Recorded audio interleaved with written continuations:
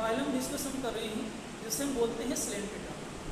और Coelenterata phylum की अगर हम बात करें तो ये एनिमल किंगडम का फर्स्ट फाइलम है जहाँ पे आपको टिश्यू लेवल ऑफ ऑर्गेनाइजेशन आपको देखने को मिल रहा है। ये आपके एनिमल किंगडम का पहला फाइलम है जिसमें आपको नर्वस सिस्टम यानी नर्व नेट का फॉर्मेशन आपको देखने को मिल रहा है। यानी यहाँ पे आपको कुछ सेंसिटिव स्ट्रक्चर्स आपको देखने को मिलेगी। आउटर एटमॉस्फेयर को, इकोसिस्टम को इसमें सेंस करने की एबिलिटी आपको देखने को मिलेगी। यहाँ पे सिलेंटेटा फाइलम के लिए निडेरिया टर्म में हम यूज़ करते हैं। क्यों करते हैं? क्योंकि ये ऐसे ऑर्गेनिज्म हैं जिनमें आपको एक स्पेशल टाइप की सेल आपको देखने को मिलती है जिसे हम निमेटोब्लास्ट बोलते हैं या निमेटोसाइट हम बोलते हैं। और इन सेल्स में एक स्टिंग लाइक स्ट्रक्चर आपको देखने को मिलती है जो फूड कैप्चरिंग में, प्रोटेक्शन में इसकी क्या करती है, हेल्प करती है। यानी यहाँ पे आज हम एक नए फाइलम को हम डिस्कस कर रहे हैं और इस फाइलम के अंदर कुछ स्पेशल टाइप के ऑर्गेनिजम्स आपको देखने को मिलेंगे। उनमें स्पेशल टाइप की एबिलिटीज़, प्रॉपर्टीज़ आपको देखने को मिलेगी। कुछ आपको नए टर्म्स यहाँ पे सुनने को मिलेगी। जैसे यहाँ पे एक नई टर्म हम यूज़ करेंगे, नर्व नेट। यानी नर्व नेट क्या है इसके ऊपर हम बात करेंगे। यहाँ पे आपको एक नई टर्म सुनने को आपको मिलेगी, मेटाजेनेसिस। यानी मेटाजेनेसिस क्या होता है इसको हम क्लियरली एक तरीके से एक्सप्लेन हम करेंगे। इसी के साथ साथ यहाँ पे अलग अलग फॉर्म में बॉडी एग्जिस्ट करती हुई आपको देखने को मिलेगी। और यहाँ पे सबसे पहले टिश्यू लेवल ऑफ ऑर्गेनाइजेशन आपको, ट्रू टिश्यू लेवल ऑर्गेनाइजेशन आपको यहाँ पे देखने को मिल रहा है। और यहाँ पे स्पेशल टाइप की सेल्स की प्रेजेंस आपको देखने को मिलती है जिसे हम बोलते हैं निमेटोब्लास्ट। और निमेटोब्लास्ट का फंक्शन क्या है और इनकी इस ऑर्गेनिज्म के अंदर इम्पोर्टेंस क्या है, इस प्रकार के कुछ पॉइंट्स हम यहाँ पर कवर करेंगे। तो हम डिस्कस कर रहे हैं सिलेंटेटा फाइलम को हम डिस्कस कर रहे हैं। और सिलेंटेटा फाइलम की सबसे बेसिक फीचर्स हम यहाँ पे शुरुआत कर रहे हैं कि ये जो ऑर्गेनिज्म है ये किस प्रकार की एनवायरमेंटल कंडीशंस में एग्जिस्ट करता है या सर्वाइव करता है। यहाँ पे हम इस सिलेंटेटा फाइलम के एक कॉमन मेंबर जिसे आप बोलते हैं वो हाइड्रा। तो हाइड्रा की हम स्ट्रक्चर बनाते हैं और उसी से ही यहाँ पे इसके सभी प्रकार के जनरल बेसिक फीचर्स हैं वो हम डिस्कस करने की कोशिश करते हैं, है ना। तो यहाँ पे हाइड्रा ऐसा ऑर्गेनिज्म है जिसे सभी लगभग फेमिलियर है ना। इसको आप पहले भी एक तरीके से स्टडी आप कर चुके हो और हाइड्रा के बारे में आप जानते भी हो। तो ये एक ऐसा ऑर्गेनिज्म है जो आपके सिलेंटेटा फाइलम से बिलोंग करता है। फाइलम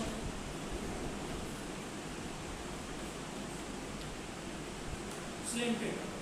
तो यहाँ पे आज हम एक नया फाइलम डिस्कस कर रहे हैं, सिलेंटेटा। और सिलेंटेटा फाइलम के एक मेंबर के ऊपर हम बात कर रहे हैं।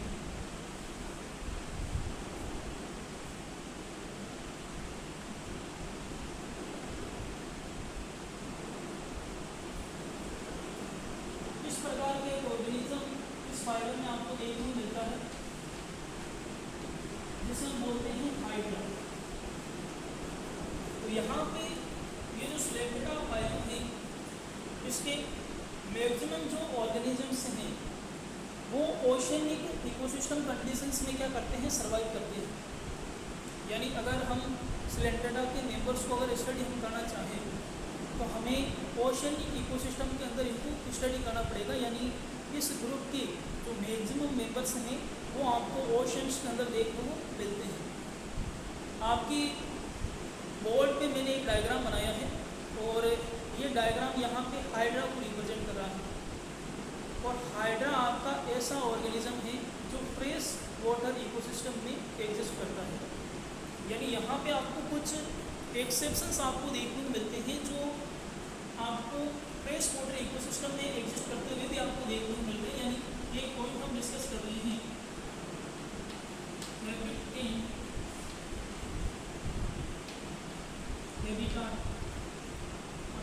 हैबिटाट से आप क्या समझते हो कि ये ऑर्गेनिज्म किस प्रकार की प्रकृति रखता है, इस ऑर्गेनिज्म का प्राकृतिक आवास क्या है।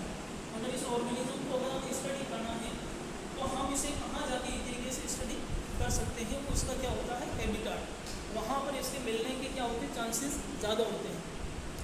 जैसे आपको अगर टाइगर को स्टडी करना है तो आप सब जगह टाइगर्स आपको नहीं देखोगे। वो जो स्पेशल टाइप के आपके वन्य जीव अभ्यारण्य हैं वहाँ पे आपको टाइगर देखने को मिलते हैं, तो आपको वहाँ उसकी प्राकृतिक आवास में जाना पड़ेगा अगर उसको आपको स्टडी करना है।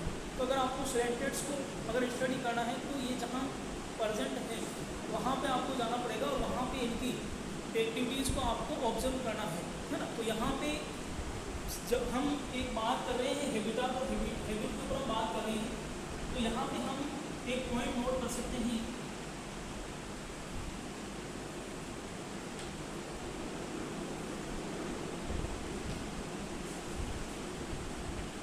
Organism are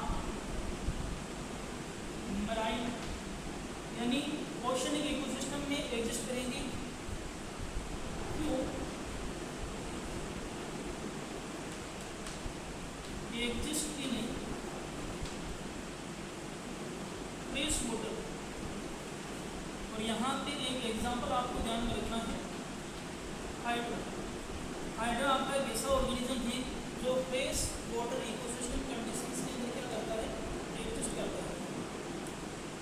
maximum member ocean ecosystem में एग्जिस्ट कर रहे हैं और कुछ ऐसे मेंबर्स भी हैं जो फ्रेश वाटर इकोसिस्टम में भी पाए जाते हैं। उसी प्रकार से हम यहाँ पे बात कर लेते हैं इसकी नेचर के ऊपर, थोड़ी सी इसकी प्रकृति के ऊपर। यानी इसमें आपको बहुत सारे ऑर्गेनिजम्स आपको देखने को मिलते हैं और इनमें आपको दोनों प्रकार की प्रकृति देखने को मिलेगी। यानी ये नेचर में सोलिटरी भी होता है और सोलिटरी के साथ साथ में फ्री स्विमिंग एबिलिटीज़ भी आपको देखने को मिलती हैं इसकी कुछ फॉर्म्स के अंदर। यानी दोनों प्रकार की नेचर या प्रकृति इसमें आपको देखने को मिलेगी। Solitary and free swimming forms are present. यानी यहाँ पे सोलिटरी और फ्री स्विमिंग दोनों प्रकार की फॉर्म्स आपको देखने को मिलेगी।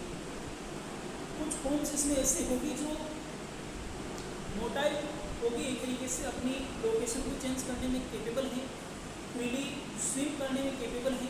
कुछ फॉर्म्स इसमें आपको वैसे भी देखने को मिलेगी जिनमें आपको लोकोमोशन या मूवमेंट नहीं देखने को मिलती है ना। तो यहाँ पे हमने इसके हैबिटेट और हैबिट को शॉर्ट में हमने डिस्कस किया है। अब हम उसी प्रकार से कुछ और पॉइंट्स रिगार्डिंग बात करते हैं जो जनरल पॉइंट्स हम जनरली फाइलम्स को डिस्कस करते हुए यूज़ करते हैं।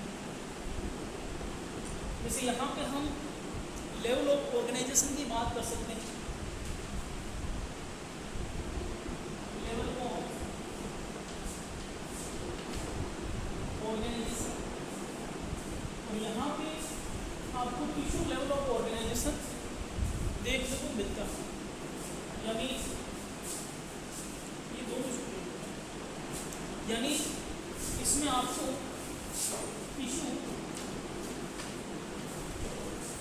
लेवल ऑफ ऑर्गेनाइजेशन आपको देखने को मिलेगा।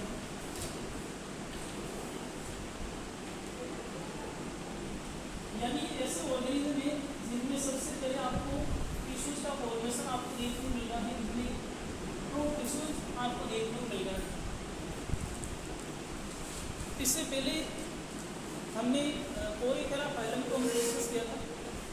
उसके जो मेंबर्स थे वो मेंबर्स आपके मल्टी सेलुलर थे और उन मेंबर्स के अंदर आपको ट्रू टिश्यूज नहीं देखने को मिल रहे थे।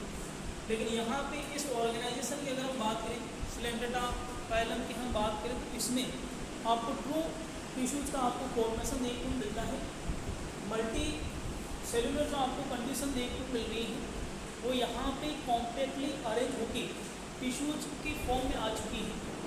यानी यहाँ पे जो सेल्स हैं वो कॉम्पैक्टली अरेंज हो चुकी है और अब यहाँ पे आपको ट्रू टिश्यूज क्या हो रहे हैं, ऑब्जर्व हो रहे हैं। इसी प्रकार से हम यहाँ पे बात कर सकते हैं, सिमिलरिटी की हम बात कर सकते हैं। और यहाँ पे आपको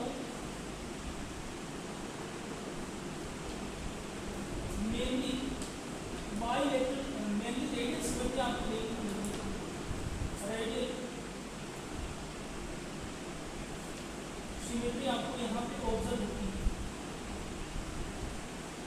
अगर मैं आपसे पूछूं कि यहाँ पे रेडियल सिमेट्री से हमारा मीनिंग क्या है या मीन क्या है, तो इसको आप कैसे एक्सप्लेन करोगे? देखो, इन ऑर्गेनिजम्स को टॉप टू बॉटम एक्सिस के थ्रू किसी भी प्लेन से हम 2 इक्वल पार्ट्स में बांटने में केपेबल है। यानी ये ऑर्गेनिज्म आपके रेडियल सिमेट्री को शो कर रहे हैं। इसमें जो मैक्सिमम मेंबर्स हैं उनमें आपको रेडियल सिमेट्री ऑब्जर्व होती है। और रेडियल सिमेट्री को आप कैसे समझ सकते हो, जैसे हमारे पास एक ये चौक है ना, और इस चौक की अगर हम स्ट्रक्चर देखें तो ये हमको कैसे देखने को मिल रही है? सिलेंडर लाइक स्ट्रक्चर हमको देखने को मिल रही है। और यहाँ पे 2 प्रकार की एक्सिस हम यूज़ कर सकते हैं, या तो टॉप टू बॉटम एक्सिस या लेफ्ट राइट एक्सिस, है ना। तो यहाँ पे इस ऑर्गेनिज्म को अगर हम टॉप टू बॉटम, चाहे इस तरीके से मैं इसको कट करूँ या इस प्लेन से, चाहे कोई सा भी प्लेन में यूज़ करूँ, जो इसके सेंटर से क्या हो रहा है, पास हो रहा है, तो वो प्लेन इस ऑर्गेनिज्म को 2 इक्वल पार्ट्स में बांटने में केपेबल है ना। यानी जब हम रेडियल सिमेट्री की हम बात करेंगे, एक तो हम यहाँ पे एक्सिस फिक्स कर देंगे, टॉप टू बॉटम एक्सिस। दूसरा, यहाँ पे हम एक प्लान हम फिक्स करेंगे जो सेंटर से गुजर रहा है, और वो 360 डिग्री कोई सा भी प्लेन आपका हो सकता है ना। तो यहाँ पे हर एक प्लेन के थ्रू हम क्या कर सकते हैं, इसे 2 इक्वल पार्ट्स में बांट सकते हैं, और इस प्रकार की सिमेट्री को हम बोलते हैं रेडियल सिमेट्री। इससे पहले हमने पोरीफेरा फाइलम को डिस्कस किया था, और पोरीफेरा फाइलम्स के जो मेंबर्स हैं उनमें आपको किसी भी प्रकार की सिमेट्री नहीं देखने को मिल रही थी। यानी उन्हें हम 2 इक्वल पार्ट्स में बांटने में केपेबल ही नहीं थे। क्यों नहीं थे? क्योंकि उनमें इर्रेगुलर अरेंजमेंट आपको देखने को मिल रहा था, बॉडी स्पेसिफिक फॉर्मेट में आपकी अरेंज नहीं थी, है ना। तो यहाँ पे जो इनिशियली ऑर्गेनिजम्स थे वो आपके एसिमेट्रिकल थे, और एसिमेट्रिकल के बाद रेडियली एक तरीके से सिमेट्रिकल ऑर्गेनिजम्स आपको देखने को मिल रहे हैं। और रेडियल सिमेट्री के बाद आगे जब हम हायर एक तरीके से फाइलम्स डिस्कस करेंगे तो वहाँ पे आपको बाइलेटरल सिमेट्री देखने को मिलेगी, है ना। तो यहाँ पे अब हम इसी प्रकार से कुछ और पॉइंट्स के रिगार्डिंग हम बात करते हैं। यहाँ पे जर्म लेयर्स को डिस्कस करने पड़ेगा।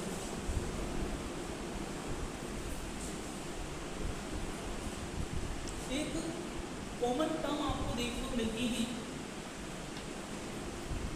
Germ layer. जर्म लेयर को आप कैसे समझोगे? जब हमने कुछ बेसिक पॉइंट्स हमने डिस्कस किए थे, तो उस समय हमने एक प्रोसेस डिस्कस की। हमने कहा कि यहाँ पे ऑर्गेनिजम्स के अंदर जब इनिशियल डेवलपमेंट होता है तो उसमें आपको जाइगोट का फॉर्मेशन देखने को मिलता है। जाइगोट में क्लीवेज आपको देखने को मिलेगा, जिसकी वजह से ब्लास्टुला, गैस्ट्रुला स्टेज आपकी डेवलप होगी। और गैस्ट्रुला स्टेज को जब हम ऑब्जर्व करते हैं तो इस स्टेज के अंदर आपको लेयर्स का फॉर्मेशन देखने को मिलता है। जो सेल्स होती हैं वो लेयर्स की फॉर्म में क्या हो जाती हैं, अरेंज हो जाती हैं। और हर एक लेयर की सेल से यहाँ पे अलग अलग प्रकार के ऑर्गन्स ऑर्गेनाइजेशन के थ्रू क्या होंगे, डेवलप होंगे। तो यहाँ पे इसको हम थोड़ा सा बेसिक तौर पे कुछ इस प्रकार से डिस्कस कर सकते हैं कि यहाँ पे इनिशियली आपको गैमेट्स का फ्यूजन आपको देखने को मिल रहा है, जिसकी वजह से ये जाइगोट बना है। जाइगोट में कंटिन्यूसली क्लीवेज होगा, जिसकी वजह से सेल्स का नंबर क्या होगा, इंक्रीज होगा। इंक्रीज होने की वजह से यहाँ पे स्टेज बनेगी जिसे हम बोलते हैं मोरोला।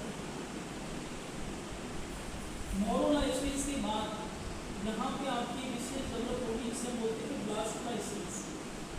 तो ब्लास्टुला स्टेज के बाद यहाँ पे आपको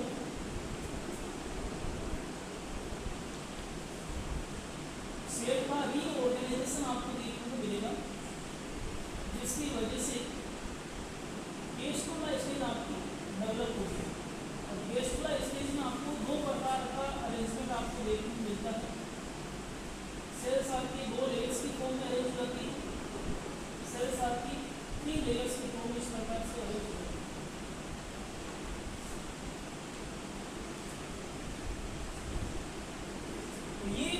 जो अरेंजमेंट बना है, तो इसी को हम यहाँ पे एज ए बेसिस हम यूज़ कर रहे हैं और इस बेसिस के आधार पे हम यहाँ पे सभी प्रकार के ऑर्गेनिजम्स को दो कैटेगरीज में हम बांट रहे हैं। ऐसे ऑर्गेनिज्म जिनमें गेस्टुला में आपको दो लेयर्स आपको देखने को मिलती है, उन्हें बोलते हैं डिप्लोब्लास्ट। ऐसे ऑर्गेनिज्म जिनमें 3 लेयर्स आपको देखने को मिलेगी, इनको बोलते हैं डिप्लोब्लास्ट, यानी diploblastic animals and triploblastic animals. आपको यहाँ पे क्या देखने को मिल रहा है? इनिशियली ये क्या है? जाइगोट है। जाइगोट में क्या देखने को मिल रहा है? क्लीवेज देखने को मिल रहा है, जिसकी वजह से जो सेल्स हैं उनका नंबर क्या हो रहा है? इंक्रीज हो रहा है।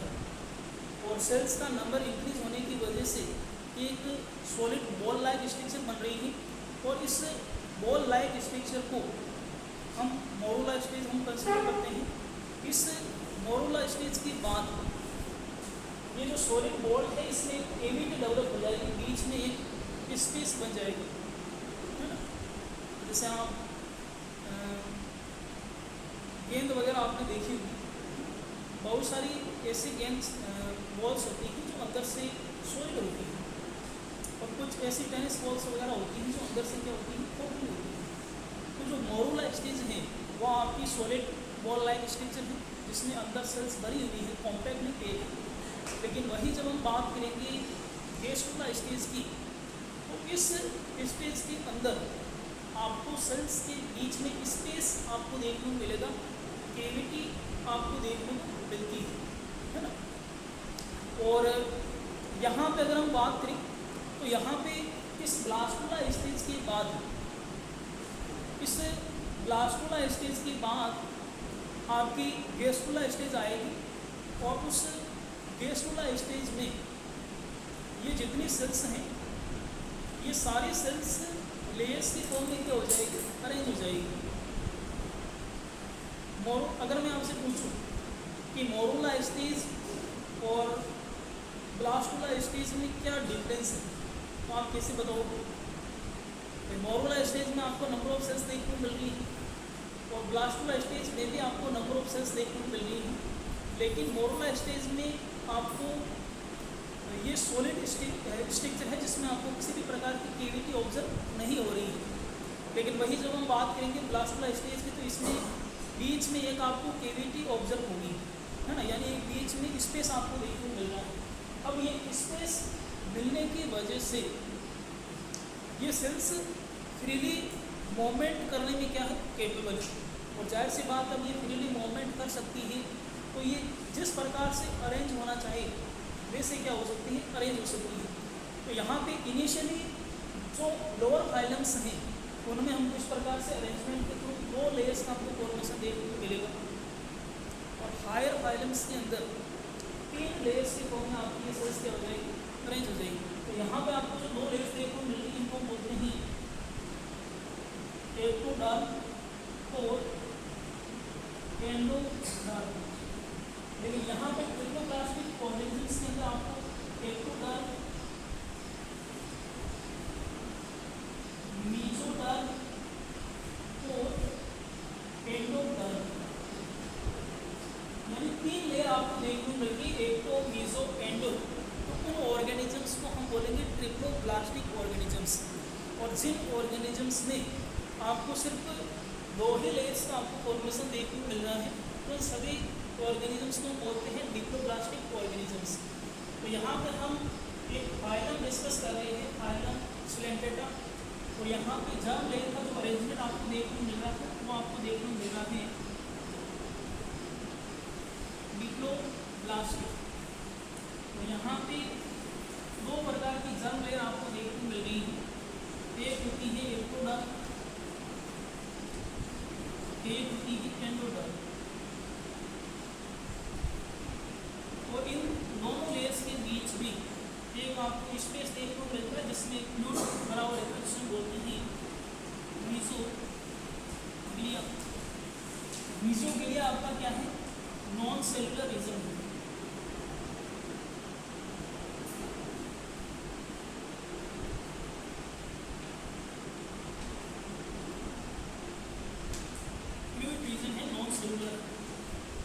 यानी दो लेयर्स के बीच में जो स्पेस देखने को मिल रहा है उसमें एक सब्सटेंस आपका फील्ड रहता है, और इस लेयर को हम यहाँ पे मीजोग्लिया हम कंसिडर कर रहे हैं, और ये नॉन सेलुलर रीजन है, यानी इस रीजन के अंदर आपको सेलुलर अरेंजमेंट नहीं देखने को मिलता है। तो इस प्रकार से हम इस कंसेप्ट को डिस्कस कर सकते हैं। और यहाँ पे जो सिलेंट्रेटा फाइलम है इसको हम डिप्लोप्लास्टिक ऑर्गेनाइजेशन में हम डिस्कस कर रहे हैं।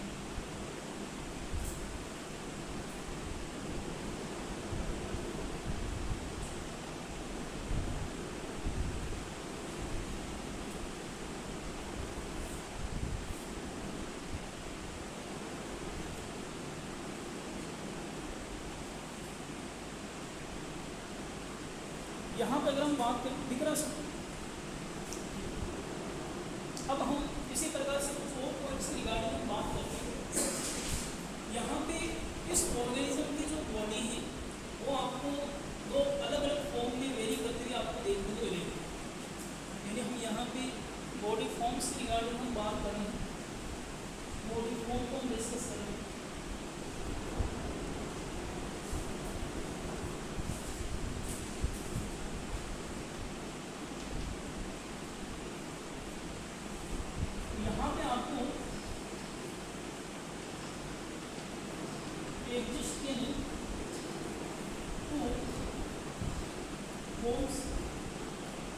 यानी ये टू फॉर्म्स में एग्जिस्ट करता है। तो फॉर्म्स में किस प्रकार से एग्जिस्ट करता है, तो यहाँ पे आपको दो फॉर्म्स आपको देखने को मिलती है। एक को बोलते हैं पॉलिप, एक को बोलते हैं मेडूसा।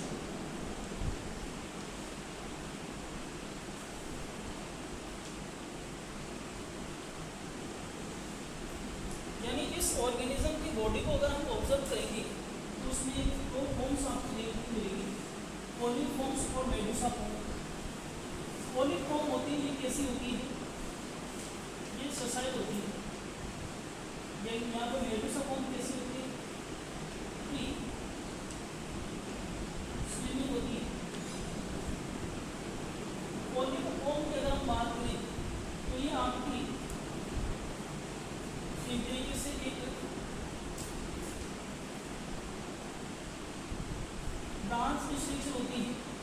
और इसकी अगर बात करें तो ये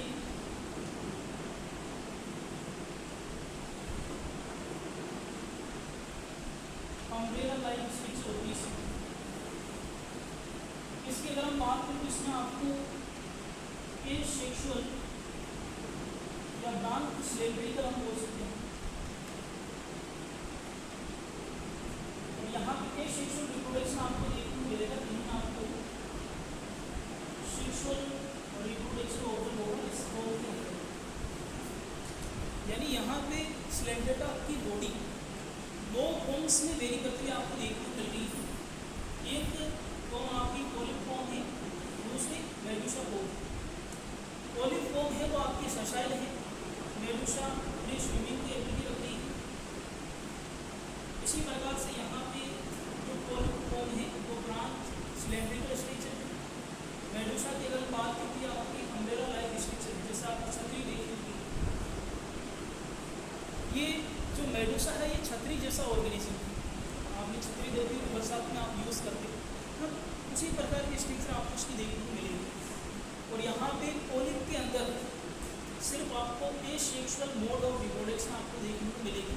यानी ये एक सेक्सुअल मोड के थ्रू बडिंग या इस प्रकार की एक्टिविटीज़ के थ्रू अपना नंबर क्या करता है, इंक्रीज करता है। वही जब हम बात करते हैं मेडूसी फॉर्म की, तो इनमें आपको गेमीट का फॉर्मेशन देखने को मिलेगा। और गेमीट के फ्यूजन के बाद एक तरीके से आगे की एक्टिविटी जिसमें आप इनिशियल क्योंकि जब हम लाइफ साइकिल को डिस्कस करेंगे तो इन सभी पॉइंट्स के ऊपर हम डिटेल में बात करेंगे। तो यहाँ पे हमने फॉर्म्स के रिगार्डिंग हमने बात की कि एक्चुअल में जो आपका स्लेंट्रेटा है उसकी ऑर्गेनिजम्स की बॉडी यहाँ पे दो फॉर्म्स में एग्जिस्ट कर रही है। यहाँ पे हमको अलग अलग प्रकार के ऑर्गेनिजम्स हमको देखने को मिलेंगे। कुछ ऐसे ऑर्गेनिजम्स भी आपको देखने को मिलेंगे जिनमें सिर्फ आपको मेडूसी स्टेज आपको देखने को मिलेगी। कुछ आपको यहाँ पे ऐसे ऑर्गेनिज्म भी देखने को मिलेंगे जिसमें सिर्फ आपको पॉलिप स्टेज या फोम ही आपको देखने को मिलेगी।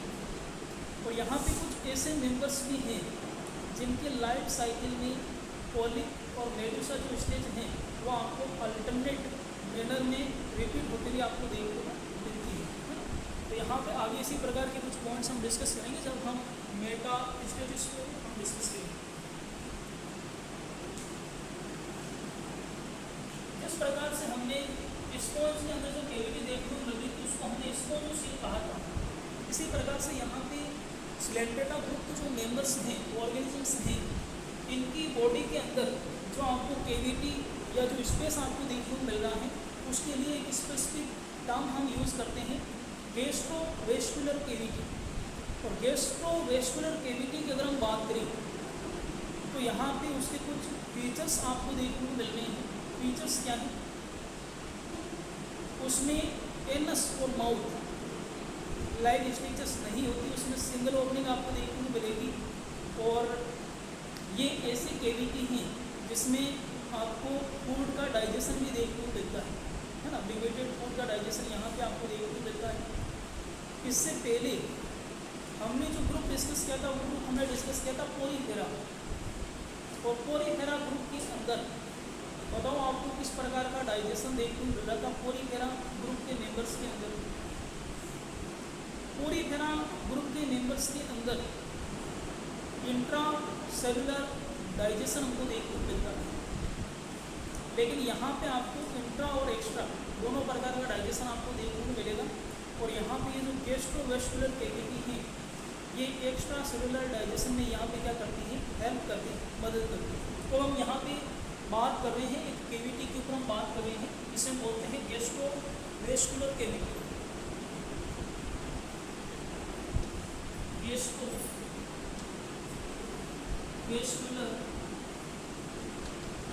कैविटी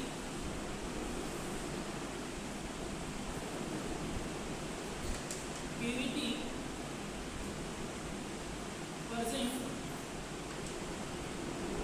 within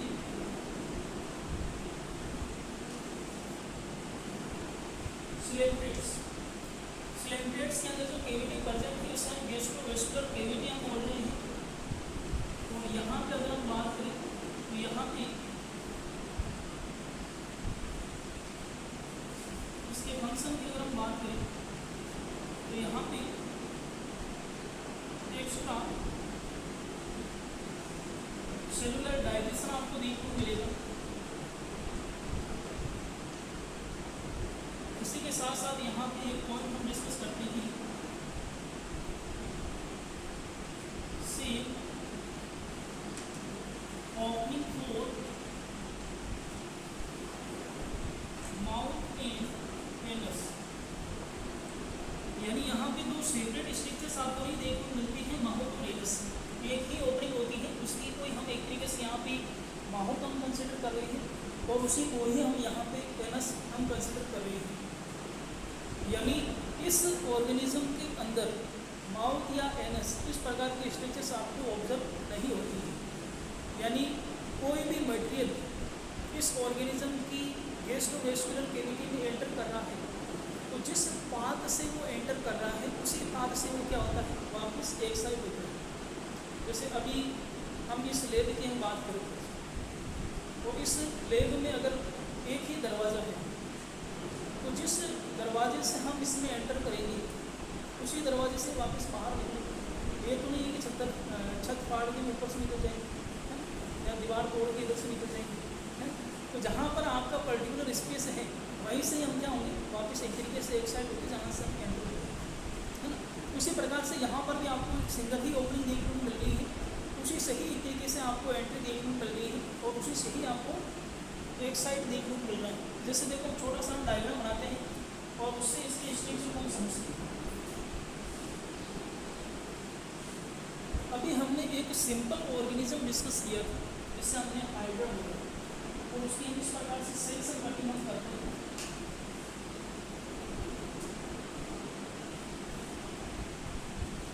तो उसके अंदर हमको यहाँ पे ये जो कैविटी हमको देखने को मिल रही है उसको हम बोलते हैं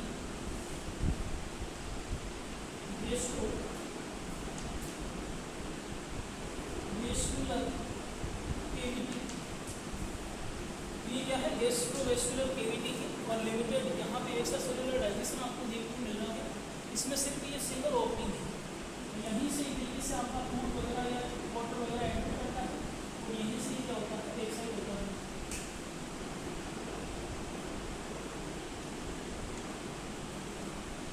तो इसलिए हम यहाँ पे डाइजेस्टिव सिस्टम की बात करते तो हम बोलते हैं कि यहाँ पे सेम ही ओपनिंग है, यानी कहीं ना कहीं यहाँ पे डाइजेस्टिव सिस्टम आपका क्या है कंप्लीट है।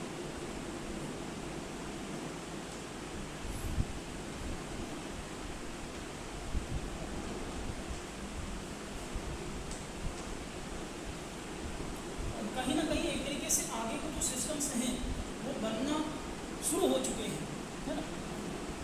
इससे पहले कोई भी फाइलम में आपको इस प्रकार का कोई स्पेसिफिक स्पेस नहीं था जहाँ पे डाइजेशन हो रहा है, लेकिन यहाँ पे आपको देखने को मिला कि कहीं ना कहीं यहाँ से डाइजेस्टिव सिस्टम के बनने की क्या हो चुकी है, शुरुआत हो चुकी है ना। आगे इसमें धीरे धीरे हमको एडवांसमेंट देखने को मिलेगा, जिसकी वजह से यहाँ पे जो सेपरेट ओपनिंग्स हमको देखने को मिलेगी। इसी के साथ साथ यहाँ पे जो अलग अलग प्रकार की डाइजेस्टिव ग्लैंड्स वगैरह हैं वो भी इसमें आपको डेवलप होती हुई आगे देखने को मिलेगी, है ना, जब आपका एवोल्यूशन चलेगा और ये स्टेप सब आगे बढ़ेंगे। इसी प्रकार से हम यहाँ पे कुछ स्पेशल टाइप की स्ट्रक्चर्स हम ऑब्जर्व कर रहे हैं, जैसे यहाँ पे हमने इस ओपन स्पेस के पास में कुछ स्पेशल टाइप की स्ट्रक्चर्स हमने बनाई हैं। टेंटिकल्स, ये टेंटिकल्स हमको यहीं पर ऑब्जर्व हो रहे हैं और इन टेंटिकल्स की जो नेचर्स होती है वो सेंसरी नेचर्स होती है। ये सराउंडिंग एनवायरनमेंट को सेंस करने की कैपेबिलिटी रखते हैं। तो टेंटिकल्स क्या है, टेंटिकल का फंक्शन क्या है, ये पॉइंट हम थोड़ा सा यहाँ पर डिस्कस करते हैं। टेंटिकल्स आपको सिर्फ अभी यहीं पर ही देखने को मिले हैं, इससे पहले इस प्रकार की स्टोरीज आपको नहीं देखने को मिली है। तो हम थोड़ा सा टेंटिकल्स को डिस्कस कर लेते हैं, उसके बाद हम एक स्पेशल टाइप की सेल को हम डिस्कस करेंगे जिसे हम बोलते हैं निमेटोब्लास्ट।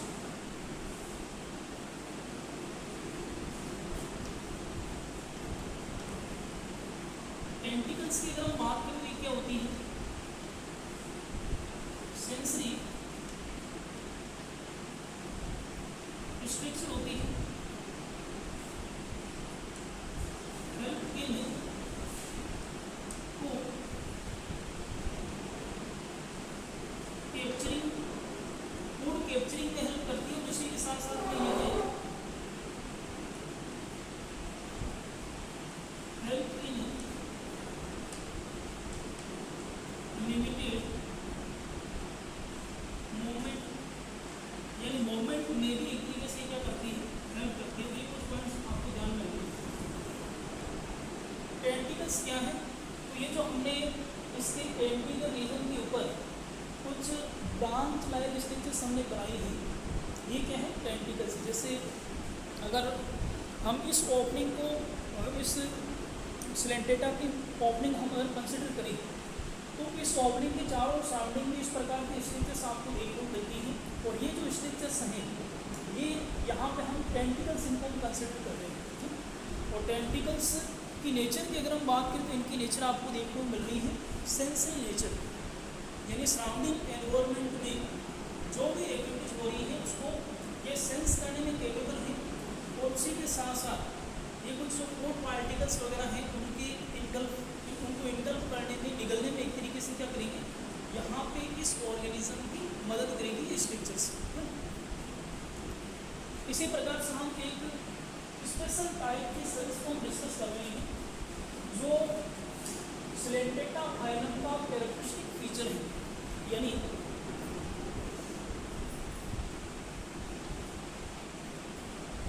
ऑर्गेन्स को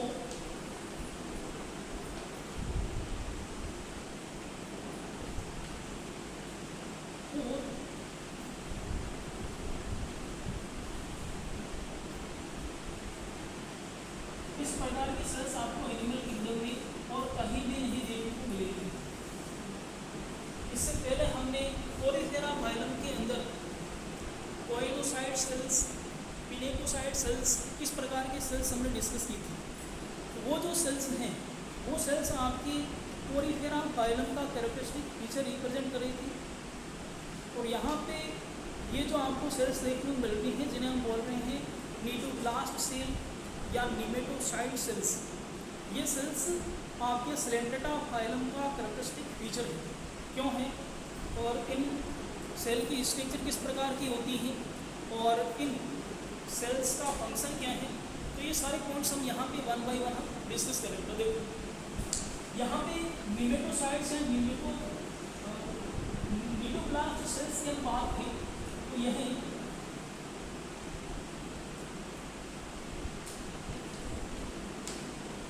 कैरेक्टरिस्टिक फीचर को फाइलम सिलेक्टेड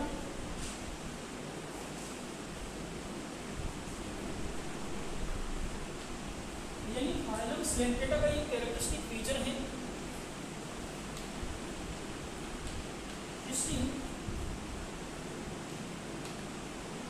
सेल्स है। स्ट्रिंग बियरिंग सेल्स से आप समझ रहे हो, यानी यहाँ पे एक स्ट्रिंग लाइक स्ट्रक्चर आपको देखने को मिलती है।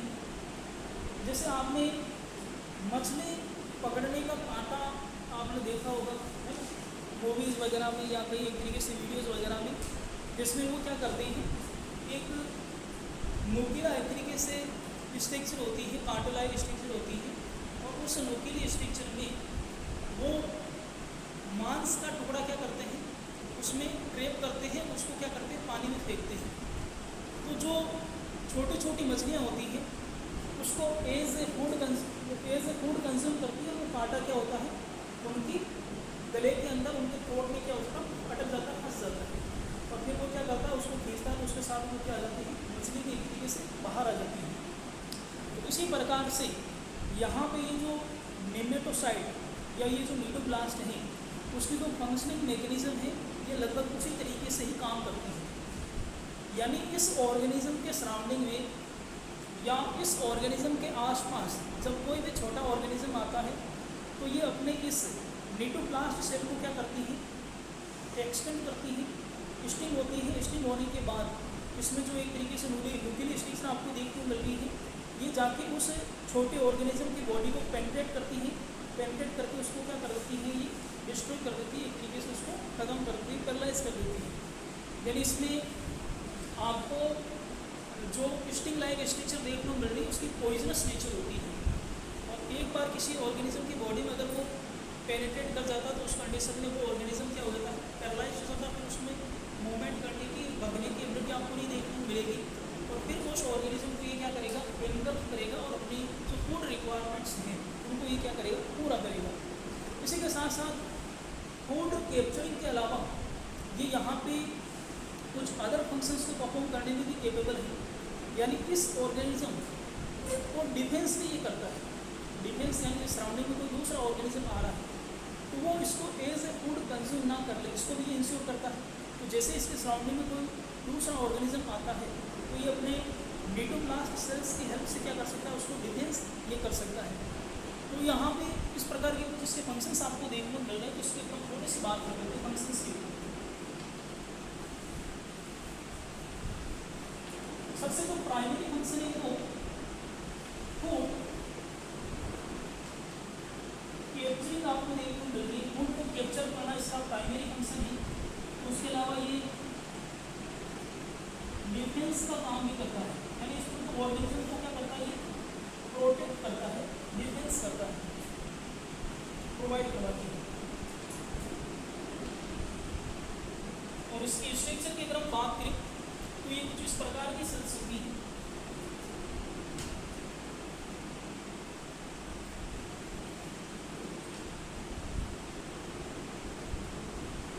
यहाँ पे इस प्रकार से सारा थ्रेड लाइक स्ट्रक्चर यहाँ पर गुंजी में रहती है, उसके ऊपर यहाँ पे न्यूक्लियरी स्ट्रक्चर आपको देखने को मिलती है इसकी एंटीरियर एंड के ऊपर। और यहाँ पे जब भी सेंसरी स्टिमुलस जब यहाँ पे पहुँचेंगे उनके सेल्स के पास, तो यहाँ पे ये क्या होगी, नीडोब्लास्ट होगी, ब्लास्ट होगी। तो यहाँ पे ये जो थ्रेड लाइक स्ट्रक्चर इस प्रकार से एक्शन होगी और उस ऑर्गेनिज्म को क्या कर देगी, पेनिट्रेट कर देगी, और फिर उसको ये क्या कर देगी, इसकी हेल्प से एंगल कर लेती है, खींच लेती है। इस प्रकार से आपको ये नीडोब्लास्ट सेल आपको देखने को मिलती है।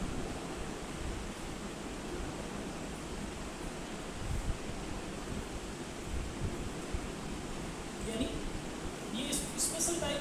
आपको इसी फाइलम में ही ऑब्जर्व होगी।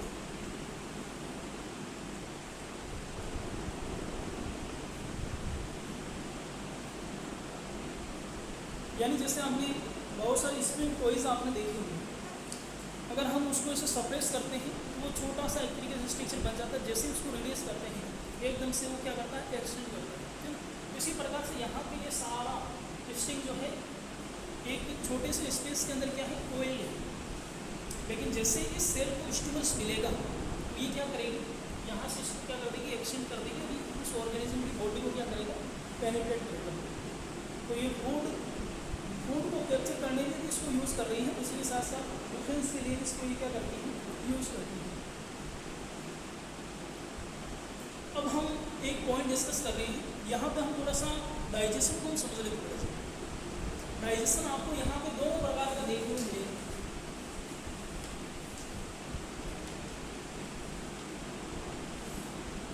मीनिंग वो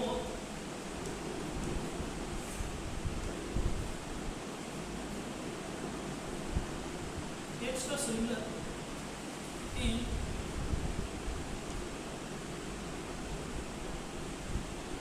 intracellular digestion function।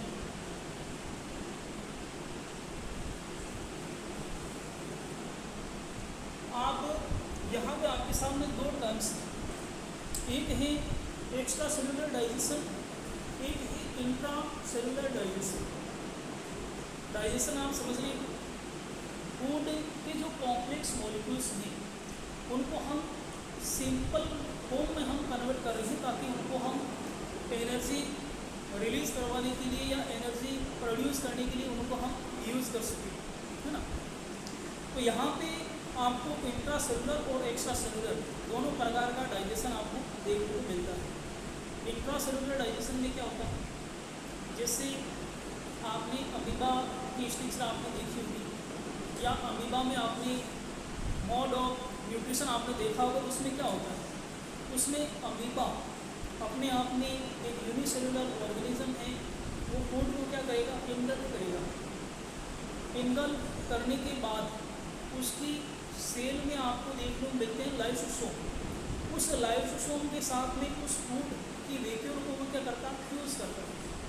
फ्यूज़ करने के बाद वहाँ पे आपको क्या देखने को मिलता है, डाइजेशन आपको देखने को मिलता है फूड। लेकिन जैसे हम जनरली हायर ऑर्गेनिजम्स की अगर हम बात करें, जैसे हम ह्यूमंस की अगर हम बात करें, हमारे अंदर इंट्रा सेलुलर डाइजेशन नहीं होता है, एक्स्ट्रा सेलुलर डाइजेशन होता है। हम क्या करते हैं, एक कॉमन कैविटी के अंदर फूड को हम इकट्ठा करते हैं। जैसे हम यहाँ पे माउथ के अंदर फूड को इंगल्फ करेंगे, इंगल्फ करने के बाद स्टोमक है, स्मॉल इंटेस्टाइन है, उसमें जाके फूड क्या होगा, कलेक्ट होगा, इकट्ठा होगा। और वहाँ पे जो सराउंडिंग की जो सेल्स हैं वो सेल्स क्या करती हैं, अपने जो एंजाइम्स जो उन्होंने बनाए हैं डाइजेस्टिव एंजाइम्स, उन सभी एंजाइम्स को वो उस केविटी में रिलीज़ करती हैं और वहाँ पे आपको कॉम्प्लेक्स फूड मॉलिक्यूल का सिंपल फॉर्म में कन्वर्जन आपको देखने को मिलेगा। और फिर उस डाइजेस्टिव फूड को सेल्स क्या करेगी, एब्जॉर्ब करेगी और ब्लड वेस्कुलर सिस्टम के थ्रू हमारी हर एक बॉडी की सेल्स तक फूड पहुँचेगा। तो इस प्रकार से आपकी एक्टिविटी चलती है। अगर सेल अपना जो एंजाइम्स वगैरह है उनको बाहर रिलीज करवा के फूड को डाइजेस्ट कर रही है, तो ऑब्जर्व कर रही है, तो इसको बोलते हैं एक्स्ट्रा सेलुलर डाइजेशन। लेकिन अगर सेल फूड को अपने आप में ही अपने स्तर पर ही इनगल्फ कर लेती है, तो अपने अनुसार एक तरीके से उसको इंटरनली डाइजेस्ट करती है, तो उसको बोलते हैं इंट्रा सेलुलर डाइजेशन। तो यहाँ पर आपको इंट्रा सेलुलर और एक्स्ट्रा सेलुलर दोनों प्रकार का डाइजेशन आपको देखने को मिलता है। यानी यहाँ पे अगर सेल को कोई इंडिविजुअल एक तरीके से फूड मिल गया है तो वो अपने स्तर पर ही एक तरीके से उसको इनगल्फ कर लेती है और अपनी रिक्वायरमेंट को पूरा कर लेती है। अगर कोई कॉमन फूड है तो वो उसको क्या करेगी, गैस्ट्रोवेस्कुलर कैविटी में एक तरीके से उसको एक्यूमुलेट करेगी और जो सराउंडिंग सेल्स हैं वो इसमें क्या करेगी, अपने एंजाइम से उनको रिलीज करेगी और यहाँ पे लिमिटेड आपको डाइजेशन देखने को मिलता है, extra cellular digestion gastrovascular cavity के अंदर। हमें दोनों प्रकार का डाइजेशन आपको यहाँ पर ऑब्जर्व हो रहा है इंट्रासेलुलर एंड एक्स्ट्रा सेलुलर। अब हम इसी प्रकार से कुछ और जनरल पॉइंट्स जैसे रेस्पिरेशन है, एक्सक्रीशन है, इस प्रकार की एक्टिविटीज की हम बात करते हैं।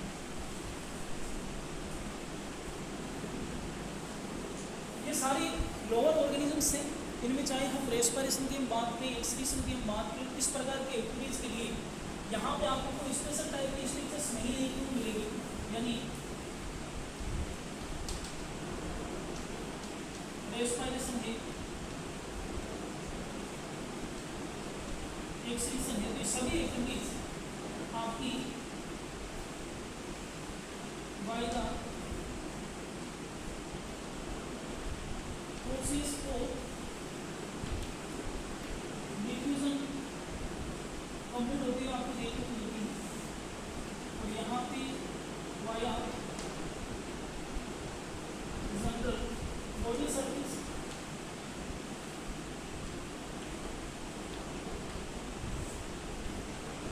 यहाँ पे आपको क्या देखने को मिल रहा है, यहाँ पे इन ऑर्गेनिजम्स की जो बॉडी है वो सिंपल है और कहीं ना कहीं इस ऑर्गेनिज्म के जो सभी प्रकार की जो सेल्स हैं वो आउटर एटमॉस्फेयर के डायरेक्ट कांटेक्ट में है, यानी हर एक सेल यहाँ पे एक्सटर्नल एनवायरनमेंट से कनेक्टेड है।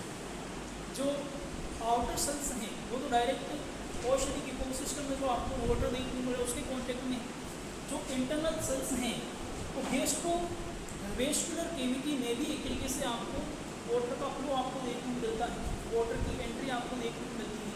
तो उस वाटर के थ्रू एक तरीके से आपके जो इंटरनल सेल्स हैं वो भी कहीं ना कहीं एक तरीके से डायरेक्ट वाटर के कॉन्टेक्ट में हैं। तो यहाँ पे सभी सेल्स तक वाटर की जो पहुँच है वो क्या है, यहाँ पे इंश्योर हो रही है, सभी सेल्स डायरेक्ट एनवायरनमेंट के कांटेक्ट में है। तो जैसी बात है, ये जो सभी प्रकार की एक्टिविटीज़ हैं ये आपकी जनरल बॉडी सरफेस एक तरीके से क्या हो सकती है, पूरी हो सकती है।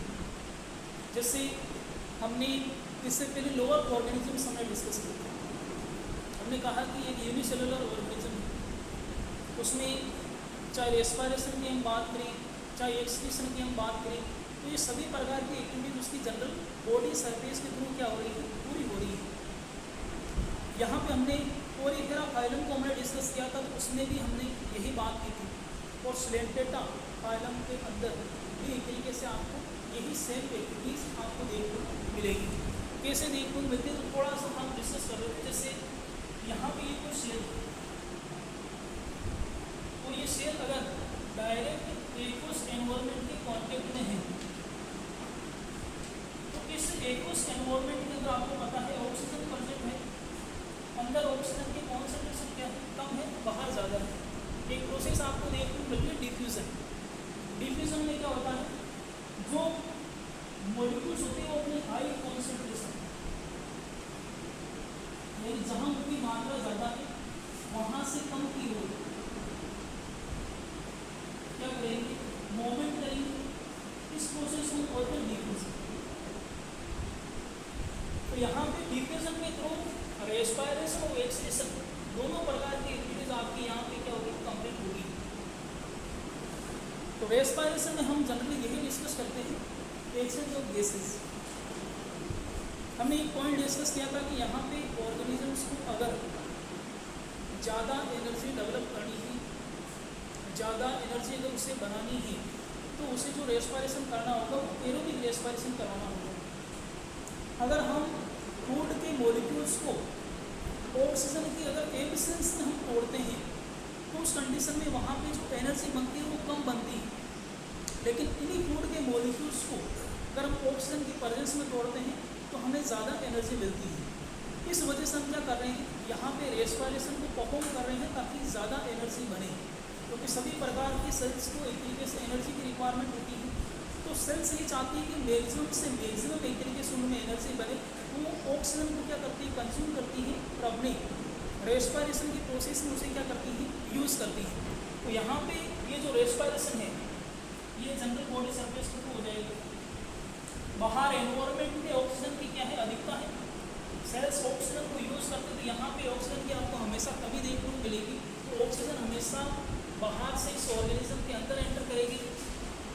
यहाँ पे बनती है CO2, जहाँ पे CO2 बनेगी वहाँ पे उसकी कॉन्सेंट्रेशन क्या रहेगी, ज़्यादा रहेगी, तो यहाँ से CO2 क्या हो जाएगी, डिफ्यूजन बाहर निकल जाएगी। यानी अपनी ऑक्सीजन अपनी हाई कॉन्सेंट्रेशन से लो कॉन्सेंट्रेशन की ओर मूवमेंट कर रही है, यानी आउटर एटमॉस्फेयर से इस ऑर्गेनिज्म के अंदर एंटर कर रही है। और CO2 की अगर हम बात करें तो CO2 भी एक तरीके से अपने हाई कॉन्सेंट्रेशन से लो कॉन्सेंट्रेशन की ओर मूवमेंट कर रही है, यानी इस ऑर्गेनिज्म के अंदर CO2 बन रही है। तो जाहिर सी बात है जहाँ पे बनेगी वहाँ पे कॉन्सेंट्रेशन ज़्यादा होगी, तो जहाँ ज़्यादा है वहाँ से कम की हो, आउटर एटमॉस्फेयर में कम है तो यहाँ से क्या होगी, ऑर्गेनिज्म से बाहर निकल जाएगी। और ये जो प्रोसेस इसे बोलते हैं डिफ्यूजन। इसी के साथ साथ अलग अलग प्रकार के फूड कंपोनेंट होते हैं, तो जब हम फूड कंपोनेंट को डाइजेस्ट करते हैं तो यहाँ पे बनती है अमोनिया, और अमोनिया की नेचर कैसी होती है, टॉक्सिक होती है। तो ऑर्गेनिज्म क्या करता है, इसको बॉडी से क्या करता है, रिलीज करता है। ये भी आपको सिंपल डिफ्यूजन के थ्रू रिलीज होती हुई आपको देखने को मिलेगी। अगर मैं आपसे पूछूं कि यहाँ पे अमोनिया आई कहाँ से है ना, कहाँ से एक तरीके से आपकी अमोनिया यहाँ पे आ गई, तो इसे आप कैसे एक्सप्लेन करोगे कि इस पर्टिकुलर ऑर्गेनिज्म की सेल के अंदर अमोनिया कैसे बन रही है। देखो, हम जो फूड कंज्यूम करते हैं उसमें हमको 3 प्रकार की कंपोनेंट मेनली देखने को मिलते हैं। एक आपका कार्बोहाइड्रेट होता है, एक लिपिड होती है, और एक होता है प्रोटीन।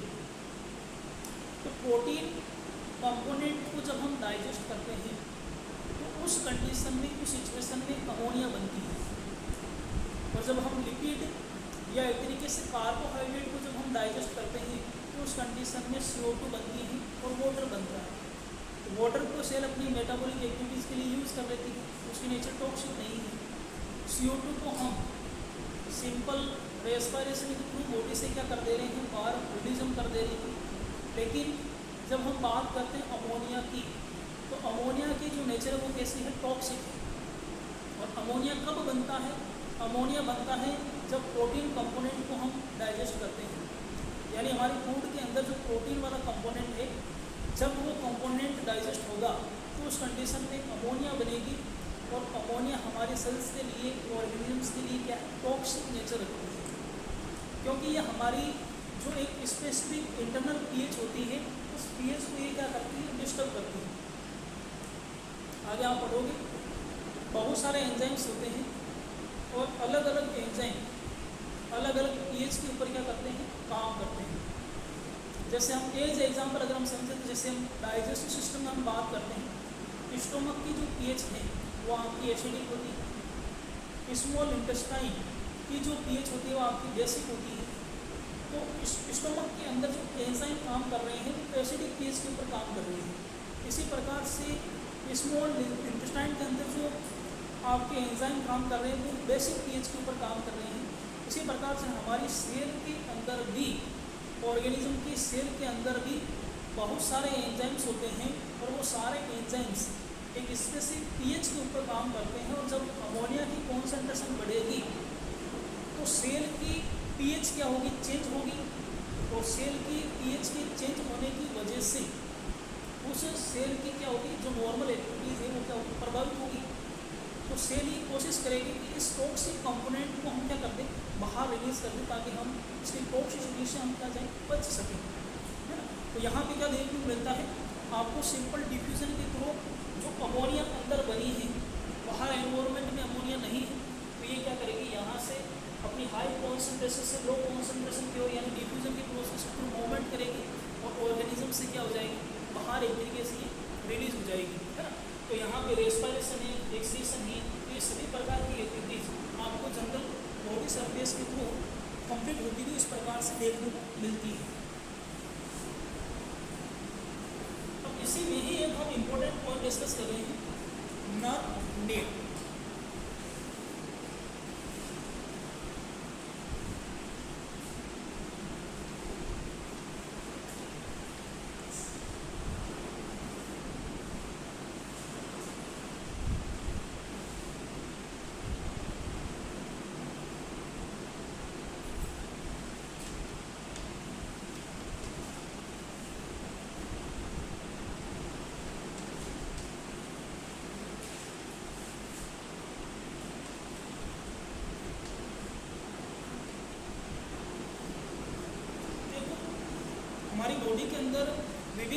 के सिस्टम होते हैं। जैसे हम जनरल वे में बात करते हैं डाइजेस्टिव सिस्टम की, रेस्पिरेटरी सिस्टम की, सर्कुलेटरी सिस्टम की, इसी प्रकार से और भी बहुत सारे सिस्टम होते हैं। और यहाँ पे एक सबसे इम्पोर्टेंट सिस्टम आपको देखने को मिलता है नर्वस सिस्टम। तो हायर ऑर्गेनिजम्स के अंदर आपको जो नर्वस सिस्टम का डेवलपमेंट आपको देखने को मिलता है, उसकी जो शुरुआत है वो आपकी यहाँ से हुई है, यानी सिलेंडेटा वो फाइलम है जहाँ पे सबसे पहले आपको नर्व लाइक सेल्स का आपको फॉर्मेशन देखने को मिला है। यानी जैसे हम एक कॉमन सेल की हम बात करते हैं, तंत्रिका कोशिका की हम बात करते हैं, तो तंत्रिका कोशिका जैसी संरचना सबसे पहले आपको सिलेंडेटा फाइलम के अंदर देखने को मिली। यानी ये एनिमल किंगडम की वो फर्स्ट ऑर्गेनिज्म है जो अपने सराउंडिंग एनवायरनमेंट को सेंस करने में केपेबल है। यानी अपना जो आसपास का एनवायरनमेंट है उसमें क्या चल रहा है उसको इनमें सेंस करने की क्या है एबिलिटी है। और ये एबिलिटी इनमें क्यों डेवलप हुई है? इनमें आपको नर्व नेट यानी नर्व सेल्स का आपको यहाँ पर फॉर्मेशन देखने को मिला है। और ये जो नर्व सेल्स हैं ये इस ऑर्गेनिज्म को सराउंडिंग एनवायरनमेंट से क्या कर रही हैं, अवेयर कर रही है एक तरीके से, और चेंज को एक तरीके से सेंस करने की इसको केपेबल बना रही है। यानी able to sense environmental change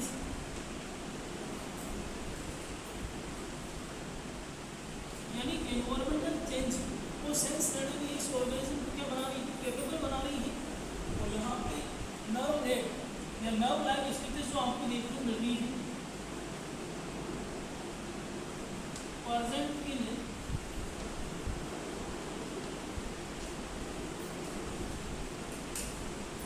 tentacles में प्रेजेंट है, इसी के साथ साथ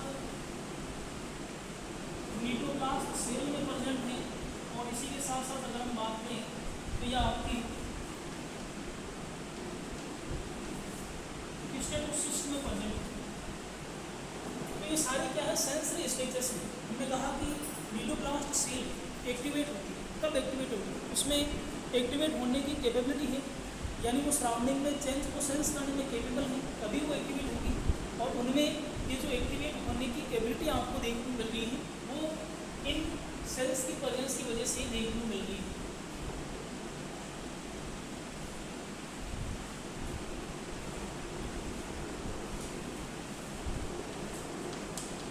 इनमें आपको क्या न्यूरॉन्स की प्रेजेंस आपको देखने को मिलती है, जिसकी वजह से उस एनवायरनमेंट को सेंस करने में कैपेबल है।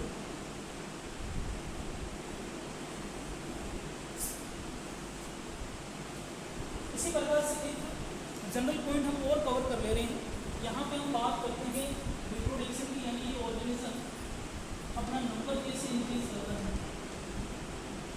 तो यहाँ पे रिप्रोडक्शन की अगर हम बात करें, यहाँ पे आपको दोनों प्रकार का रिप्रोडक्शन यानी सेक्सुअल रिप्रोडक्शन आपको देखने को मिलता है। अगर यहाँ पे गेमेट के थ्रू आपको रिप्रोडक्शन देखने को मिलेगा तो उसे बोलेंगे सेक्सुअल रिप्रोडक्शन। अगर वो रिप्रोडक्टिव प्रोसेस जिसमें आपको गेमेट का फॉर्मेशन नहीं देखने को मिलता है, विदाउट गेमेट फॉर्मेशन अगर आपका रिप्रोडक्शन हो रहा है, तो उस एक्टिविटी को, उस प्रोसेस को बोलते हैं सेक्सुअल रिप्रोडक्शन। यानी सेक्सुअल रिप्रोडक्शन में गेमेट बनते हैं, तो सेक्सुअल रिप्रोडक्शन में गेमेट नहीं बनते हैं, है ना। और ये सेक्सुअल रिप्रोडक्शन यहाँ पे प्रोसेस के through by the process of budding के प्रोसेस के थ्रू यहाँ पे आपको ये सेक्सुअल रिप्रोडक्शन आपको देखने को मिलेगा। यानी जो आपका एक मेल पेरेंटल जो ऑर्गेनिज्म है, उस ऑर्गेनिज्म के सरफेस से एक पट बनती है, कलिका बनती है, और वो ग्रो करती है। साइज में एक सर्टेन साइज रिटेन करने के बाद वो क्या करती है, मेल और ऑर्गेनिज्म की बॉडी से क्या हो जाती है, अलग हो जाती है, और उससे फिर क्या होता है, एक नया इंडिविजुअल ऑर्गेनिज्म बनता है। जैसे आप हाइड्रा की बात करते हैं, हाइड्रा की आपको स्ट्रक्चर कुछ इस प्रकार की देखने को मिलती है। और इसके ऊपर आपको इस प्रकार से बहुत सारे टेंटिकल्स आपको देखने को मिलेंगे। इस हाइड्रा की बॉडी के ऊपर यहाँ पर एक बड लाइक स्ट्रक्चर बनी है ना, एक कली बनी, जैसे आप पेड़ वगैरह आपने देखे होंगे, तो पेड़ों में क्या होती है, नई ब्रांचेस बनती है, नई शाखाएं बनती है ना। उसी प्रकार से यहाँ पे आपको क्या देखने को मिल रहा है, एक नई यहाँ की ब्रांच बनेगी, और ये ब्रांच क्या करेगी, धीरे धीरे साइज में क्या करेगी, ग्रो करेगी इस प्रकार से। और जब इसका अच्छा खासा साइज हो जाएगा, अपना साइज भी बढ़ा लेगी, तो उसके बाद ये मेन जो आपका पेरेंट बॉडी है उससे यहाँ से क्या हो जाएगी, ये अलग हो जाएगी, और फिर अपने आप में ये नया ऑर्गेनिज्म की तरह क्या हो जाएगी, स्टेब्लिश हो जाएगी। तो ये जो मोड ऑफ रिप्रोडक्शन आपको देखने को मिल रही है, जैसे हम बोलते हैं बॉडी को अपना नंबर इंक्रीज करना, और सेक्सुअल रिप्रोडक्शन में आपको by the formation of gamete, यानी यहाँ पे गैमीट की फॉर्मेशन के थ्रू आपको रिप्रोडक्शन देखने को मिलेगा। आगे हम इन ऑर्गेनिज्म की लाइफ साइकिल को हम डिस्कस करेंगे, और उस लाइफ साइकिल के अंदर हम पॉलिप और ये जो मेडूसा जो स्टेज है, ये किस प्रकार से डेवलप हो रही है, कौन सी फॉर्म में आपको किस प्रकार का रिप्रोडक्शन आपको देखने को मिल रहा है, उसको हम थोड़ा सा क्लियर करेंगे। तो सबसे पहले हम यहाँ पे इसी प्रकार का एक जनरल पॉइंट हम डिस्कस कर लेते हैं, मेटाजेनेसिस। और मेटाजेनेसिस ऐसे काम है जो सिर्फ और सिर्फ हम यहाँ पे सिलेंटेट्स के अंदर ही यूज़ करते हैं। मेटाजेनेसिस तो एक काम हम डिस्कस कर रहे हैं, मेटाजेनेसिस।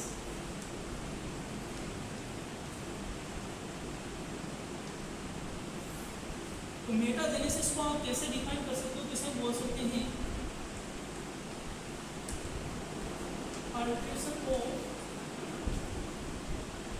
फॉर्म्स। देखो अल्टरेशन ऑफ जनरेशन आपको किसमें देखने को मिलता है, आपको देखने को मिलता है प्लांट्स के केस में। प्लांट के केस में हैप्लॉइड और डिप्लॉइड दो फॉर्म में प्लांट एग्जिस्ट करते हैं, यानी हैप्लॉइड से डिप्लॉइड बनते हैं और डिप्लॉइड से वापस हैप्लॉइड स्ट्रक्चर बनती है। इस प्रकार से रिपीटेटिव मैनर में आपको अल्टरेशन ऑफ जनरेशन देखने को मिलता है प्लांट में। लेकिन वही जब हम बात करते हैं एनिमल्स की, तो एनिमल के केस में आपको अल्टरेशन ऑफ जनरेशन नहीं देखने को मिलता है। यहाँ पे आपको अल्टरेशन ऑफ फॉर्म आपको देखने को मिलेगा। अल्टरेशन ऑफ फॉर्म में क्या हो रहा है, यहाँ पे ऑर्गेनिज्म दो अलग अलग फॉर्म में एग्जिस्ट कर रहा है, एक फॉर्म से दूसरी फॉर्म बन रही है और दूसरी फॉर्म से वापस एक ही फॉर्म बन रही है। देखो यहाँ पे दो फॉर्म्स आपको देखने को मिल रही हैं, एक आपको देखने को मिल रही है पॉलिप फॉर्म, एक आपको देखने को मिल रही है मेडूसी फॉर्म। तो यहाँ पे पॉलिप फॉर्म से क्या बनेगी, मेडूसी फॉर्म बनेगी, और मेडूसी से वापस क्या होगी, पॉलिप फॉर्म बनेगी। और दोनों के जो नेचर है, दोनों की जो एबिलिटीज़ हैं, दोनों की जो स्ट्रक्चर हैं, वो क्या है, डिफरेंट है। इनिशियली हमने एक पॉइंट डिस्कस किया था कि जो पॉलिप फॉर्म है वो आपकी सिलेंड्रिकल है, लेकिन मेडूसा आपको अम्ब्रेला लाइक स्ट्रक्चर आपको उसकी देखने को मिल रही है। पॉलिप फेज के अंदर आपको एसेक्सुअल रिप्रोडक्शन देखने को मिल रहा है, और मेडूसा फेज के अंदर आपको सेक्सुअल रिप्रोडक्शन देखने को मिलेगा। तो इस प्रकार से यहाँ पे इनकी स्ट्रक्चर है। पॉलिप नेचर जो होती है वो ससाइल होती है, यानी इसमें मूवमेंट करने की कैपेबिलिटी आपको नहीं देखने को मिलती, लेकिन मेडूसी लोकोमोशन या मूवमेंट करने की कैपेबिलिटी यानी किस एबिलिटी इसमें आपको देखने को मिलती है, एक फॉर्म से दूसरी, दूसरी से तीसरी, इस प्रकार से वापस ये क्या होती है, अल्टरनेट करती है। इस प्रोसेस को क्या बोल रहे हैं, इस प्रोसेस को बोल रहे हैं मेटाजेनेसिस। पॉलिप से मेडुला बनेगा सेक्सुअल रिप्रोडक्शन, यहाँ पे इससे ये डेवलप होगा सेक्सुअली। इस प्रकार से दोनों फॉर्मों के अंदर आपको अल्टरेशन आपको देखने को मिलेगा। एक इसी प्रकार का छोटा सा पॉइंट हम डिस्कस कर लेते हैं, स्केलेटल सिस्टम को थोड़ा सा डिस्कस करते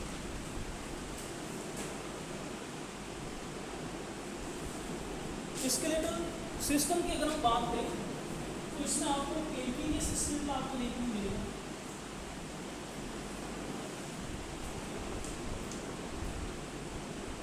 किससे बना होता है? कैल्शियम बाई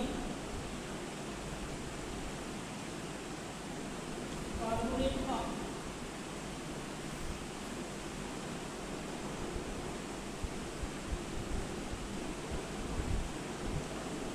तो आपको देखने को मिलेगा इसमें तो कैल्शियम बाई कार्बोनेट से क्या होता है? बना होता है।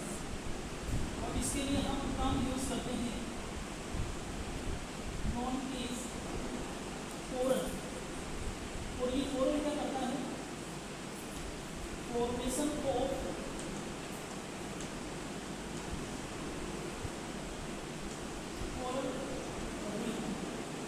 कोरल रीफ का ये क्या करेगा? फॉर्मेशन करेगा। स्केलेटल सिस्टम क्या होता है? उस पर्टिकुलर ऑर्गेनिज्म को एक तो प्रोटेक्ट करता है, प्रोटेक्ट करने के साथ साथ में उसकी जो बॉडी है उसको क्या करता है? एक स्पेसिफिक वो फॉर्म में एक तरीके से उसको बनाए रखता है। यानी यहाँ पे अगर हम बात करें आपके सामने स्लेंटेटा जो फाइलम है इनके मेंबर्स की, तो ये इनकी बॉडी को अगर हम देखें तो इनमें जो सेल्स हैं वो आपको क्या देखने को मिल रही है? सॉफ्ट सेल्स आपको देखने को मिल रही है। तो उनको इस फॉर्म में बनाए रखने के लिए, उनके प्रोटेक्शन के लिए वो क्या करते हैं? वो एक कवच बना लेते हैं, है ना? एक जो स्केलेटल बना लेते हैं, एक कवच बना लेते हैं। और उसके लिए हम टर्म यूज़ करते हैं कोरल। और जब ये ऑर्गेनिज्म डेड होते हैं, जब ये ऑर्गेनिज्म ख़त्म होते हैं, तो उस समय इनका ये जो कवच है ये क्या है? अनडिग्रेडेबल है, यानी आसानी से ये ब्रेक नहीं होता है, आसानी से डिस्ट्रॉय नहीं होता है। तो जाहिर सी बात है कोई जैसे अभी एनवायरनमेंट में हम प्लास्टिक आपका मेन पोल्यूटेंट है, हम सभी प्लास्टिक यूज़ करते हैं, लेकिन प्लास्टिक क्या होता है? आसानी से डिस्ट्रॉय नहीं होता। तो जाहिर सी बात है एनवायरनमेंट में क्या क्या होने लग जाएगा? वो एक्यूमुलेट होने लग जाएगा, इकट्ठा होने लग जाएगा। तो इसी प्रकार से ये जो कोरल है ये भी क्या होता है? स्पेसिफिक रीजन्स के ऊपर एक्यूमुलेट होने लग जाता है, इकट्ठा होने लग जाता है, जिसकी वजह से कोरल रीफ्स बन जाती है ना? कोरल्स की चट्टानें बन जाती है। और ये एक अच्छा इकोसिस्टम होता है अलग अलग प्रकार के ऑर्गेनिजम्स की ग्रोथ के लिए, है। तो यहाँ पे कोरल रीफ क्या होती है? कोरल रीफ के टाइप्स, है ना? कोरल रीफ का फॉर्मेशन कैसे होता है? ये अपना एक अलग टॉपिक है, इसको हम अलग से डिस्कस करेंगे। मेटाजेनेसिस क्या होता है? मेटाजेनेसिस में ये अल्ट्रेशन किस प्रकार से हो रहा है, ये भी अपने आप में एक अलग टॉपिक है। तो आगे के जो क्लासेज हैं उनमें हम मेटाजेनेसिस की एक्टिविटी को डिटेल में हम डिस्कस करेंगे। इसी के साथ साथ यहाँ पे कोरल और कोरल साइकिल को हम डिटेल में डिस्कस करेंगे। थोड़ा सा हम आज के इस कंसेप्ट को हम थोड़ा सा समराइज हम करते हैं। तो एक फाइनल पॉइंट हम डिस्कस कर रहे हैं, डेवलपमेंट ऑफ स्लेंटेट की ऊपर हम बात करेंगे। यानी इनका डेवलपमेंट कैसे हो रहा है, इनका डेवलपमेंट किस प्रकार का होता है, डायरेक्ट है या इनडायरेक्ट है, इस पॉइंट्स को कवर करके हम इसको फिनिश करते हैं। यहाँ पे डेवलपमेंट की अगर हम बात करें तो यहाँ पे आपको इनडायरेक्ट डेवलपमेंट देखने को मिलेगा। इनडायरेक्ट डेवलपमेंट में क्या होता है? देखो डेवलपमेंट दो प्रकार का होता है, एक होता है डायरेक्ट डेवलपमेंट, एक होता है इनडायरेक्ट डेवलपमेंट। डायरेक्ट डेवलपमेंट में जो ऑर्गेनिज्म है और उसके जो ऑफ स्प्रिंग्स होते हैं उनकी अगर शेप हम देखें तो सेम होती है। डायरेक्ट डेवलपमेंट में जो ऑर्गेनिज्म है उनकी ऑफ स्प्रिंग्स को देख के बता सकते हैं कि इसका बच्चा है। जैसे गाय के बच्चे को, भैंस के बच्चे को जब आप देखते हैं या बकरी के बच्चे को जब आप देखते हो तो हम बोल देते हैं कि बकरी का बच्चा, ये गाय का बच्चा, ये भैंस का बच्चा है, क्योंकि उनमें आपको क्या देखने को मिल रहा है? डायरेक्ट डेवलपमेंट आपको देखने को मिल रहा है। लेकिन कुछ ऐसी फॉर्म्स होती हैं, कुछ ऐसे ऑर्गेनिजम्स होते हैं जिनमें जो ऑफ स्प्रिंग्स होते हैं वो पेरेंट्स के जैसे नहीं होते, पेरेंट्स से डिफरेंट होते हैं। डिफरेंट कैसे होते हैं? तो जैसे एक वेल नोन एग्जांपल आप ध्यान में रखते हो, टेडपोल लार्वा का आपने नाम सुना होगा। टेडपोल मेंढक का लार्वा है, और मेंढक की हैबिट की अगर हम बात करें, मेंढक की बॉडी की अगर हम बात करें तो आपको डिफरेंट देखने को मिलती है। यानी मेंढक जनरली टेरेस्ट्रियल सरफेस पर या एक्वेस्टिक सरफेस, दोनों सरफेस पर सर्वाइव कर सकता है। लेकिन जो टेडपोल हैं वो सिर्फ और सिर्फ एक्वेटिक वाटर मीडियम कंडीशंस तक ही क्या सीमित है, यानी वो वाटर से बाहर नहीं निकल सकता। आपको फ्रॉग के अंदर लोकोमोशन या मूवमेंट के लिए आपको उसमें फुट आपको देखने को मिल रहे हैं, पैर देखने को मिल रहे हैं, लेकिन टेडपोल लार्वा के अंदर एक लॉन्ग टेल होती है। जब हम बात करते हैं फ्रॉग की, तो फ्रॉग में जो आपको मोड ऑफ न्यूट्रिशन देखने को मिलता है वो देखने को मिलता है ऑर्निवोरस, यानी दूसरे जो ऑर्गेनिजम्स हैं, जो इंसेक्ट्स हैं, इनको वो क्या करता है, एज ए फूड कंज्यूम करता है, यूज़ करता है। लेकिन जब हम वही बात करते हैं आपके सामने टेडपोल लार्वा की, तो टेडपोल लार्वा जो एक्वेटिक वेजिटेशंस हैं, एक्वेटिक वेजिटेशन से आप क्या समझ रहे हो, जो वाटर बॉडीज़ के अंदर जो प्लांट्स हैं, एल्गीज हैं, उनको वो एज ए फूड यूज़ करते हैं। यानी लार्वा शाकाहारी है, लेकिन अडल्ट मेंढक क्या है, मांसाहारी है। दोनों की प्रकृति बिल्कुल अलग है। एक के पास एक तरीके से टेरेस्ट्रियल वाटर सरफेस पर चलने के लिए पैर है, दूसरा से एक्वेटिक वाटर मीडियम में ही जिस प्रकार से मछलियाँ रह रही हैं उस प्रकार से रह रहा है। तो अगर हम उस टेडपोल लार्वा को अगर हम देखेंगे तो हम क्या ये बता सकते हैं कि ये मेंढक का बच्चा? अगर हम उसे जानते हैं कि नहीं ये टेडपोल लार्वा है, ये मेंढक का लार्वा है, तो हम बता सकते हैं। अदरवाइज हम ये प्रिडिक्ट नहीं कर सकते ये किस ऑर्गेनिज्म का ऑफस्प्रिंग है ना, उसकी जो मॉर्फोलॉजी, उसकी जो हैबिट है, उसकी जो नेचर है, वो सारी के एक तरीके से डिफरेंट है। तो यहाँ पे जब हमने आपके सामने कोरीफेरा फाइलम डिस्कस किया था, तो उस समय भी हमने ये पॉइंट डिस्कस किया था, और आज हम सिलेंडेटा फाइलम हम डिस्कस कर रहे हैं, तो आज हमने फिर से ये पॉइंट डिस्कस किया है। तो यहाँ पे आपको लार्वल स्टेजेस आपको देखने को मिलती हैं, और यहाँ पे आपको क्या देखने को मिलता है, यहाँ पे आपको एक तरीके से एक इंटरमीडिएट फॉर्म आपको देखने को मिलेगी जो अडल्ट से क्या होगी, डिफरेंट होगी। थोड़ा सा शॉर्ट में हम डिस्कस कर लेते हैं। डेवलपमेंट ऑफ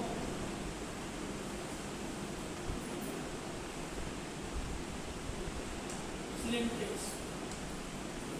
सिलेंट्रेट्स के डेवलपमेंट को शॉर्ट में कैसे समझ सकते हैं? जैसे यहाँ पे सबसे पहले हम डिस्कस कर रहे हैं मेडुसा स्टेज से शुरू कर रहे हैं।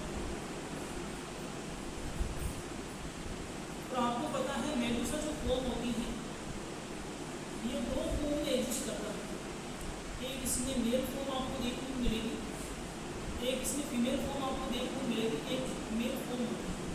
और दोनों ही फॉर्म क्या करेगी, अलग अलग प्रकार के गेमिट्स बनाएगी।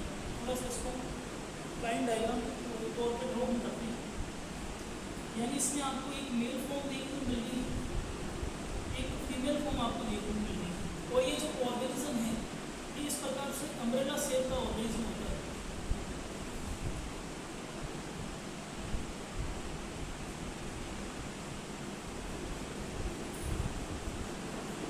छत्ती जैसे इसकी क्या होती है, स्ट्रक्चर होती है इस प्रकार से। इसमें दो फॉर्म्स आपको देखने को मिल रही है, एक मेल फॉर्म, एक फीमेल फॉर्म। तो यहाँ पे बनेगा मेल गेमिंग और यहाँ पे बनेगा फीमेल गेमिंग। और मेल और फीमेल गेमिंग में फ्यूजन की वजह से, फर्टिलाइजेशन की वजह से बनेगा जायगोट। यानी यहाँ पे आपको देखने को मिलेगा फर्टिलाइजेशन, और जायगोट के बाद इस तरीके से यहाँ पे आगे टिक्लेस होगा, और टिक्लेस के बाद लार्वल स्टेज आपको देखने को मिलेगी। और लार्वल जो स्टेज है ये आगे आपकी स्टेब्लिश होगी, सरफेस से जब अटैच होगी तो उस कंडीशन में यहाँ पे आपको कोई फॉर्म का डेवलपमेंट आपको देखने को मिलेगी। और कोई में आपको क्या देखने को मिलेगी, कोई हो जाएगा तो उसमें आपको क्या देखने को मिलेगी, बॉडी आपको देखने को मिलेगी। और फिर बॉडी की वजह से वापस नया क्या होगा, मेडुसा स्टेज आपके सामने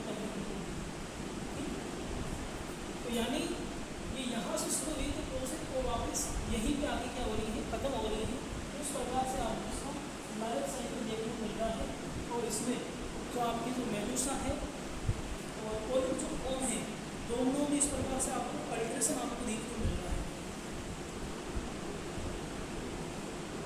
मेडूसा फॉर्म के अंदर आपको सेक्सुअल रिप्रोडक्शन देखने को मिल रहा है, यानी यहाँ पे गैमेट बनेंगे।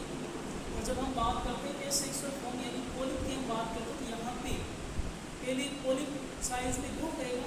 ग्रो करने के बाद ये जो यंग इंडिविजुअल है, इससे यहाँ पे आपको बडिंग देखने को मिलेगी। बडिंग से एक तरीके से नई मेडूसा फॉर्म्स डेवलप होगी।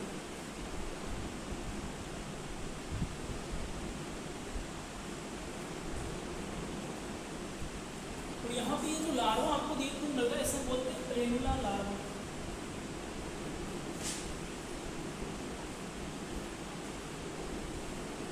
कई बार ये भी पूछ लेते हैं कि सिलेंडेटा फाइलम के अंदर जो लार्वल स्टेज आपको देखने को मिलती है, उसके लिए हम क्या टर्म हम यूज़ में लेते हैं, तो हम उसे प्लेनुला लार्वा बोल रहे हैं। इससे पहले हमने सिलेंडेट टोलफेरा के अंदर प्लेनफिब्लास्टुला, प्रोवोन, इस प्रकार के टर्म्स हमने लार्वल फॉर्म्स के लिए यूज़ की थी।